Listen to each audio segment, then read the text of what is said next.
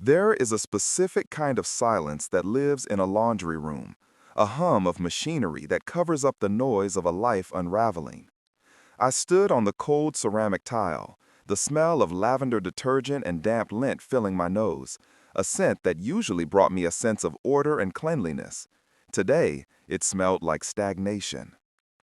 I am Eleanor. I am 68 years old. I live in the house I inherited from my parents 40 years ago, a sprawling Victorian on the hill that requires constant maintenance, much like the marriage that resides within it.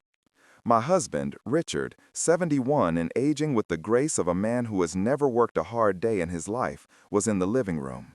I could hear the low murmur of the golf channel and the clink of ice against crystal. I had poured him his scotch 20 minutes ago, exactly the way he likes it. 2 fingers, single malt, 1 large cube. He is the picture of a devoted, retired husband. He plays at the club, he attends the charity galas I organize, and he smiles for the Christmas cards. I thought that was enough. I thought that was the deal we made. I opened the lid of the washing machine. Before I load a single sock, I check the pockets. It is a habit ingrained in me from decades of marriage. Saving tissues from shredding into 1,000 white flakes, rescuing loose change that would clank against the drum. It is the invisible labor of a wife. I picked up his navy blazer, the one with the gold buttons. He had worn it yesterday for a consulting meeting with a potential new client. Richard hasn't actually consulted on anything in 5 years, but he likes to pretend he is still a captain of industry. I reached into the inside breast pocket, expecting nothing more than a stray business card or a mint wrapper. My fingers brushed against damp paper. I pulled it out. It was a receipt, crumpled into a tight ball, the thermal paper already fading at the edges from the heat of his body. I almost threw it in the trash can next to the dryer. I almost let it go. But something stopped me. Maybe it was the size of the receipt. It was long, itemized, too long for a lunch or a round of drinks. I smoothed it out on top of the warm dryer, pressing the wrinkles flat with the palm of my hand. Lullaby Lane, high-end nursery furniture. Item, sleigh crib, cherry wood. Date, yesterday, 2:15 p.m. I stared at the paper. The numbers refused to make sense. They swam before my eyes, rearranging themselves, trying to form a logic that didn't exist. We don't have children. We never could. It was the great silent tragedy of our marriage, a hollow space that filled the 3 spare bedrooms of this large house. We endured the pitying looks at holidays, the questions that eventually stopped coming as my hair turned gray. We don't have nieces or nephews who are expecting. Our friends are all grandparents now, past the stage of buying cribs. And even if we did have a friend with a baby on the way, Richard wouldn't spend $1,500. Richard complains about the price of gas. I called out. My voice sounded strange to my own ears, thin, trembling, like a wire stretched to the breaking point. His voice floated back, warm and comfortable, wrapped in the safety of his scotch and his golf game. I walked into the living room, the receipt burning a hole in my palm. He didn't look up from the screen. He looked content. He looked like a man with nothing to hide. I asked, standing behind his recliner. There was a pause, a beat of silence that lasted exactly 2 seconds too long. It wasn't the silence of confusion. It was the silence of calculation. "Oh, that," he said, finally turning his head to look at me. His smile was easy, practiced. "Yes, Dave from the club. His daughter is expecting her first. The boys all decided to chip in for a nice gift. I put it on my card, and they're paying me back in cash. You know how Dave is with technology." It was a smooth lie. It was seamless. It was the kind of lie you tell a woman you think is stupid. "That's very generous of you all," I said quietly.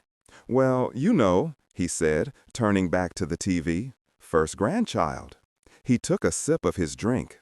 He forgot something fundamental about me.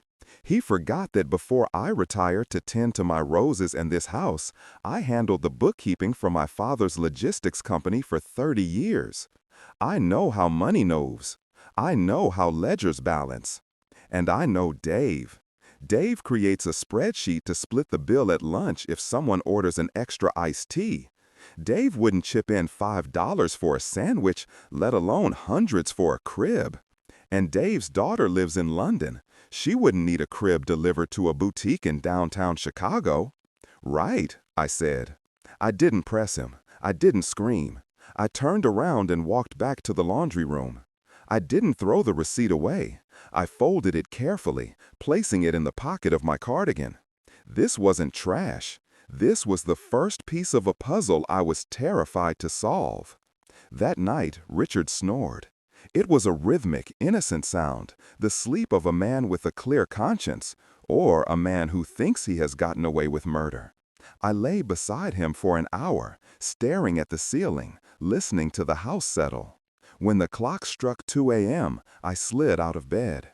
I went downstairs to the study. The room smelled of old leather and Richard's pipe tobacco. I sat at the heavy oak desk and woke up the computer. My hands were shaking so badly I had to type the password 3 times. I logged into our joint accounts. "Let's see the reimbursement, Dave," I whispered to the empty room. I found the transaction for Lullaby Lane. It was there, glaring at me in black and white. But there were no cash deposits to offset it. There were no transfers from Dave. I kept scrolling. I went back a month, then 2, then a year. The pattern emerged like a picture developing in a darkroom.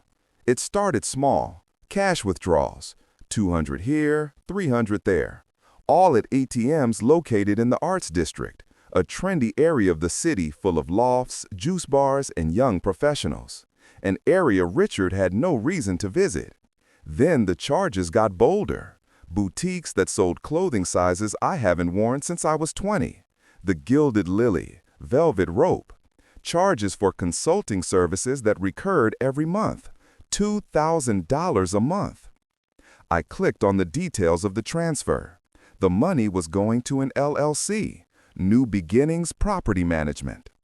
I printed the statement. The sound of the printer whirring in the quiet house sounded like a siren. I held the paper in my hands, reading the name of the LLC again, New Beginnings. The grief hit me then, not as a sadness, but as a physical blow to the chest that knocked the wind out of me. I slumped back in the leather chair. I gave this man my youth. I gave him my inheritance to invest. I gave him a life of leisure, managing the estate while he played the part of the gentleman.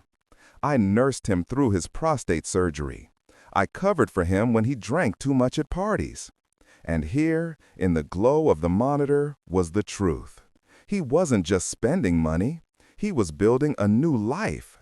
He was constructing an escape hatch on the foundation of my money. I looked at the bank statement, realizing that my husband wasn't just cheating, he was financing his replacement with my inheritance. If you've ever discovered that the person you share a bed with is a stranger, hit that subscribe button. You need to see what happens when the bank of the wife finally closes its doors. I didn't sleep that night. I sat in the study until the sun came up, turning the gray sky into a bruised purple. The next day, Richard asked me if I was going to my garden club. "No," I said, sipping my tea, forcing my hand to be steady. "I think I'll just run some errands downtown." "Have fun," he said, not looking up from the newspaper. "I'll be at the club." "I won't," I promised. I didn't go to the yarn store. I drove. I drove to the address of the ATM where he made the withdrawals. It was 42 Oak Street, a beautiful renovated brownstone in the heart of the Arts District. I parked my sensible sedan down the street, between a Tesla and a vintage scooter. I felt ridiculous. I felt like a spy in a cardigan, a cliché of a scorned woman. My arthritis flared in the damp cold of the car, my knuckles aching as I gripped the steering wheel. But I didn't move. I waited. I waited for 3 hours. I watched hipsters walk by with overpriced coffee. I watched young mothers pushing strollers that cost more than my first car. At 12:30 p.m., I saw him. Richard pulled up in the silver Mercedes. He got out of the car. He didn't look like the man who groaned when he got out of his recliner. He looked spry. He checked his reflection in the window, smoothing his hair. He walked up the steps of the brownstone. He didn't knock. He used a key. My heart stopped. He had a key. 5 minutes later, the door opened again. Richard stepped out. But he wasn't alone. A woman stepped out with him. She was young, maybe 30. She had long, glossy hair and was wearing a tight-knit dress that left nothing to the imagination. She was beautiful. But that wasn't what made the bile rise in my throat. She was pregnant. She was heavily, undeniably pregnant. She was glowing with it. She laughed at something Richard said and kissed him on the lips. It wasn't a peck. It was intimate, possessive. And then Richard did something that shattered whatever was left of my heart. He placed his hand on her swollen belly. He rubbed it gently, a look of profound pride and wonder on his face. It was a gesture of intimacy I had never known. It was a gesture we had cried over not sharing 40 years ago. They looked like a family. Apparently, God's plan just required a younger woman and my bank account. I watched them walk down the street toward a trendy cafe. I watched him hold the door for her, his hand on the small of her back. I watched him be the man I thought belonged to me. I rolled up the windows, I locked the doors, and I screamed. It was a silent scream, trapped behind the glass, tearing at my throat until it felt raw. I screamed for the baby clothes I never bought. I screamed for the empty bedrooms in my house. I screamed for the crib receipt in my pocket. The betrayal wasn't just the affair. Men have affairs. It's a cliché. But this was a replacement.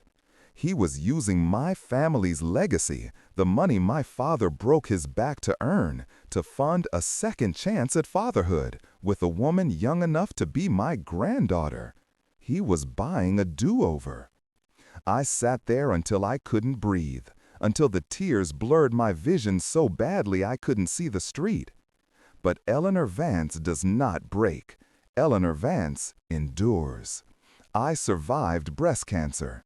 I survived the slow, painful death of both my parents. I survived a barren womb. I wiped my face with a tissue from my purse. I checked my eyes in the rearview mirror. They were red, but they were hard. The sadness was receding, replaced by a cold, sharp logic. I picked up my phone. I didn't call Richard. I dialed a number I knew by heart. "Arthur," I whispered when the line connected. Arthur had been my family's attorney for 40 years. He knew where the bodies were buried because he had helped dig the holes. "Arthur?" Arthur's voice was sharp. "No, Arthur." My voice turned to steel. The tremor was gone.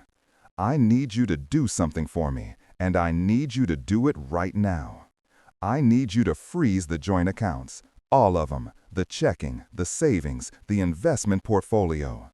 "Eleanor, that's a big step. Richard will." "Richard is irrelevant." I cut him off. "Freeze them. And Arthur, I need you to pull a property record for me." "I'm on it," Arthur said, the professional mask sliding into place. I hung up the phone. I watched the cafe down the street where my husband was playing father-to-be. "Enjoy your lunch, Richard," I whispered to the empty car. The camera focuses on Eleanor's hand gripping the steering wheel. Her knuckles are white, her wedding ring catching the dull gray light of the afternoon. In the background, through the windshield, Richard laughs, oblivious, as he hands the pregnant woman a menu. Fade to black. Revenge isn't a dish best served cold. It's a dish best served with documentation. Arthur worked with the speed and precision of a man who had seen too many fortunes squandered by foolish men. Within 48 hours, I was sitting in his office, staring at a dossier that detailed the extent of the rot in my marriage. It was worse than I thought. The LLC, New Beginnings, was registered solely to Richard. He used it to pay the rent on the brownstone, the lease on a new SUV, and the retainer for a high-end obstetrician. The credit cards I thought were for emergencies, were maxed out. Nursery furniture, designer maternity wear, a baby moon in Napa that he claimed was a business trip. He hadn't just been cheating. He had been siphoning my liquidity to play the wealthy patriarch for a woman who thought he was a self-made tycoon. "And here is the kicker," Arthur said gently, sliding a drafted document across the mahogany desk. "We found this on his laptop." I picked up the document. It was a settlement proposal. "He plans to divorce you after the baby is born," Arthur explained, his voice low. "He wants half the estate, Eleanor. He thinks he's entitled to it because he managed the investments." I read the lines. Equitable distribution, spousal support, lump sum payment. He wanted to strip me bare to feather his new nest. I looked up. His sister. Invalid sister. The audacity of it took my breath away. He had erased our marriage, erased my identity, and turned me into a dying burden just to garner sympathy and explain why he couldn't spend every night with her. "He managed to spend it," I corrected him, my voice devoid of the tremor that used to be there. "He won't get a dime, Arthur, not one single dime. But I'm not just going to divorce him quietly." I found the invitation the next morning. It was tucked into the glove compartment of his car, hidden beneath a stack of old maps. A pastel yellow card with a stork carrying a bundle. Vanessa's baby shower. Saturday, 2 p.m. The garden room at the Ritz. The Ritz. He was throwing a lavish party for his new family on my dime. In the same room where we had celebrated our 25th anniversary.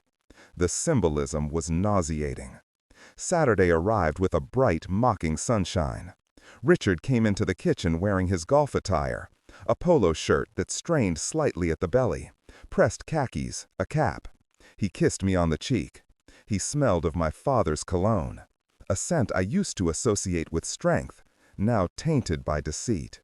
"Don't wait up, Ellie," he said, grabbing an apple. "It's a long course. Charity tournament." "Have a good game," I said, sipping my tea. I didn't look at him. I couldn't. I waited until I heard the Mercedes pull out of the driveway. Then I went upstairs. I walked past my usual wardrobe, the beige wool, the sensible knits. I went to the back of the closet, to the garment bag I hadn't opened in years. I unzipped it. Inside was a red silk suit I had bought in Paris 20 years ago. I put it on. It fit perfectly. I put on my mother's diamonds, the heavy necklace, the earrings that caught the light like fire. I applied red lipstick. I looked in the mirror. I didn't see the invalid sister. I saw a woman who had been asleep for too long, finally waking up. I called a taxi. I didn't want to drive. I wanted to arrive. The Ritz was bustling.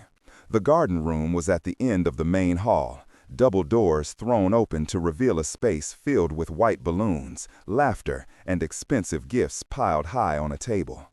I stood in the doorway for a moment, unobserved. I saw Vanessa. She was sitting on a throne-like chair decorated with flowers. She looked beautiful, glowing with the promise of motherhood. She was surrounded by friends, opening a box that contained a silver rattle. And there was Richard. He was standing by the bar, holding court. He held a champagne flute in one hand, gesturing with the other. He looked every inch the proud, wealthy father-to-be. He was laughing, that booming laugh I used to love. He looked younger, happier. He looked like a man who had successfully stolen a life. I walked in. I didn't shout, I didn't make a scene. I simply walked to the center of the room. The clicking of my heels on the marble floor was sharp, rhythmic, cutting through the chatter like a metronome. People turned. The laughter died down, replaced by a ripple of whispers. "Who is that?" Richard turned. The color drained from his face so fast he looked like a corpse propped up against the bar. His eyes went wide, bulging slightly. The champagne flute slipped from his fingers. It hit the floor with a shatter that echoed like a gunshot in the silent room. "Ellie," he whispered. It was barely a sound. "What?" Vanessa looked up, confused. She looked from Richard to me, her brow furrowing. "What?" she asked. "Who is this? Is this—" I smiled. It was a terrifying smile, tight and cold. I walked up to Vanessa. She looked at me with wide, innocent eyes. She didn't know. She was a victim too, in a way. Collateral damage in his ego trip. "I am not his sister," I said, my voice projecting to the back of the room, clear and unwavering. "I am his wife of 40 years. A collective gasp rippled through the room. Hands flew to mouths. "Ellie, please," Richard stammered, stepping forward, his hands raised in a placating gesture. "Let's talk outside. You're confused. Your medication." He was trying to gaslight me in front of 50 people. He was trying to sell the invalid narrative until the bitter end. "I am perfectly lucid, Richard," I said, cutting him off. I reached into my purse. I pulled out a large manila envelope tied with a pink ribbon. I had prepared it with Arthur that morning. "I brought a gift for the baby," I said. I handed the envelope to Vanessa. She took it with trembling hands, looking at Richard for guidance, but he was frozen, paralyzed by the collapse of his house of cards. "Open it, dear," I encouraged her. She tore the envelope open. She pulled out the papers. A silence so heavy you could suffocate in it filled the room. She asked, her voice shaking. Tears welled up in her eyes. "That," I said, pointing to the top document, "is an eviction notice for the apartment at 42 Oak Street." Vanessa gasped, dropping the paper. She looked at the second document. "And that," I continued, my voice relentless, "is a forensic accounting of Richard's assets, or rather, the lack thereof. The cars, the club membership, the bank accounts, they are all in my name. He is penniless, my dear." Richard lunged for me. "You dried-up old hag!" he screamed, his face twisting into a mask of rage. He revealed his true face to everyone in the room. But he didn't reach me. Two large men in dark suits, hotel security whom Arthur had wisely alerted, stepped out from the shadows and grabbed him by the arms. They held him back as he thrashed, spewing obscenities. Vanessa stood up, clutching her belly. She looked at Richard with horror, as if seeing him for the first time. "You told me you were a CO," she sobbed. "You told me she was dying." "I am very much alive," I said, smoothing the silk of my jacket. I turned to Richard. He stopped struggling, panting, realizing it was over. "The accounts are frozen, Richard," I said. "The locks at the house have been changed. Your clothes are in garbage bags at the front gate. You wanted a new life? You have it." I turned my back on him. I didn't look at the chaos I left behind. I didn't look at the ruined party, the sobbing mistress, or the husband who had betrayed me. I walked out. I walked past the stunned guests, past the security guards hauling my husband away. I walked out into the bright afternoon sunlight. I stood on the sidewalk. I was alone. I was 68 years old. I had no children. I had no husband. But for the first time in decades, I felt light. I felt clean. The weight of his lies was gone. I reached into the pocket of my jacket. The receipt for the crib was still there. I took it out. I looked at it one last time. The proof of the life he tried to steal. I crumpled it into a tight ball. I tossed it into a trash can next to the valet stand. "Goodbye, Richard," I whispered. The camera focuses tight on the crumpled receipt, slowly expanding as the paper relaxes, the word crib visible one last time. "Overlaid!" is the sound of Richard shouting in the distance, muffled by the heavy glass doors of the Ritz closing with a final solid thud. Fade to black.